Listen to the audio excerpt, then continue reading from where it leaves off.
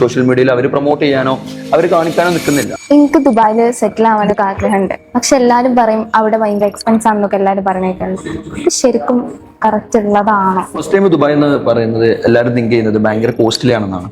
പക്ഷെ അത് one side മാത്രമാണ്. പിന്നെ ഇൻസ്റ്റാഗ്രാം ഓപ്പൺ ചെയ്യുമ്പോൾ എല്ലാവരും വിചാരിക്കുന്നത് ഭയങ്കര luxury life style, luxury cars, അതേപോലെ തന്നെ പ്രീമിയം റൂംസ്, ഇതൊക്കെയാണ് ആളുകൾ എക്സ്പെക്ട് ചെയ്തുകൊണ്ട് ദുബായിലേക്ക് വരുന്നത്. ശരിക്കും നമുക്ക് എന്ത് ചെയ്യാൻ പറ്റും? ദുബായിൽ ലൈഫ് സ്റ്റൈലിന്റെ കോസ്റ്റ് കുറച്ചിട്ട് നമുക്ക് എന്ത് ചെയ്യാൻ പറ്റും? സ്റ്റേ ചെയ്യാൻ പറ്റും. എവറിത്തിങ് പോസിബിൾ ആണ് ദുബായിൽ. പക്ഷെ എന്ത് ചെയ്യുന്നില്ല ആളുകൾ, അതിന്റെ റിയാലിറ്റി കാര്യങ്ങളൊന്നും എന്ത് ചെയ്യുന്നില്ല. ഇൻസ്റ്റാഗ്രാമിലോ സോഷ്യൽ മീഡിയയിലോ അവർ പ്രൊമോട്ട് ചെയ്യാനോ അവർ കാണിക്കാനോ നിൽക്കുന്നില്ല. ഇപ്പൊ നീ ജോലിക്ക് വരികയാണെന്നുണ്ടെങ്കിൽ ദുബായിൽ നിങ്ങൾക്ക് എന്ത് ചെയ്യാൻ പറ്റും? ഒരു അപ്രോക്സിമേറ്റ് എമൗണ്ട് ഞാൻ നിങ്ങൾക്ക് പറഞ്ഞുതരാം.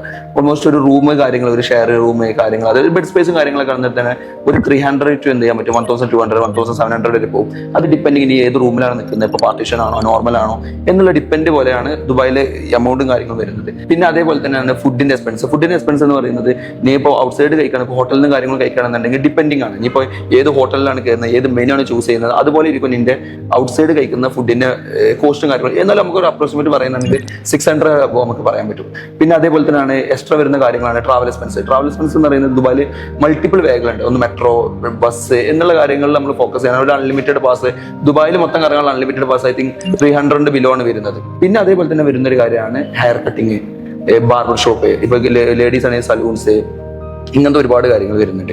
അപ്പോൾ ഇതിന് ഇങ്ങനത്തെ കാര്യങ്ങളൊക്കെ നമുക്കൊരു 300 നമുക്ക് പറയാൻ പറ്റും.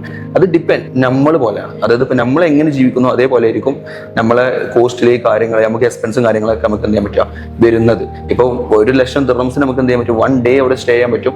ഒരു ദിർഹംസിന് നമുക്ക് എന്ത് 1 ഡേ സ്റ്റേ ചെയ്യാൻ പറ്റും. ഓപ്ഷൻസ് ഉണ്ട് ദുബായി തന്നെ. ഒരു മിനിമം നല്ല ക്വാളിറ്റി ലൈഫ് സ്റ്റൈലൊക്കെ പ്ലാൻ ചെയ്യുന്നുണ്ടെങ്കിൽ ഒരു മിനിമം ഒരു 1000 എബോ എന്തായാലും നമുക്ക് എന്തായാലും ടോട്ടൽ എക്സ്പെൻസ് വരും മന്ത്ലി.